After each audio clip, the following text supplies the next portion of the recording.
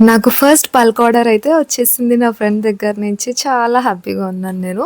So, నాకు కూడా bulk order వస్తుందా అని అనుకున్నాను. So, finally I got it from my friend. So, yeah! Let's welcome to kundan oasis.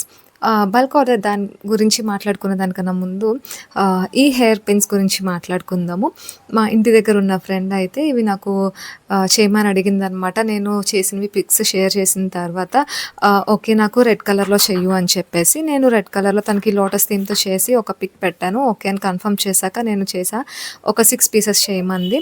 And ఫైనల్‌గా చేసేసిన తర్వాత ఇక్కడ మా ఫ్రెండ్స్ అందరూ ఒకే దగ్గర ఉన్నారు. నేను ఇంకా ఎలాగో కంప్లీట్ అయినాయి కదా అని ప్యాక్ చేసి తీసుకొచ్చి ఇచ్చేసా అనమాట. అండ్ ఇవి ఓపెన్ చేసి చూసిన తర్వాత అందరికీ బాగా నచ్చినాయి. అండ్ క్వాలిటీ కానీ ఫినిషింగ్ కూడా చాలా బాగుందని చెప్పేసి ఇంకో ఇద్దరు ముగ్గురు అయితే వేరే డిజైన్స్‌లో ఏదైనా మంచిగా చేసి ఇవ్వమని అడిగారు.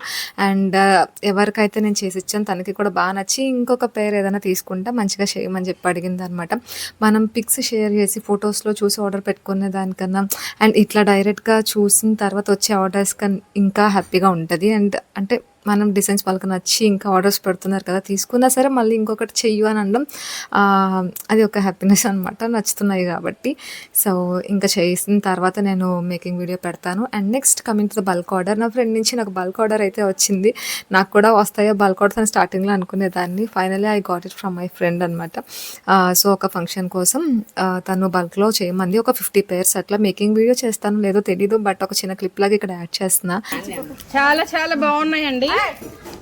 చాలా బాగుంది.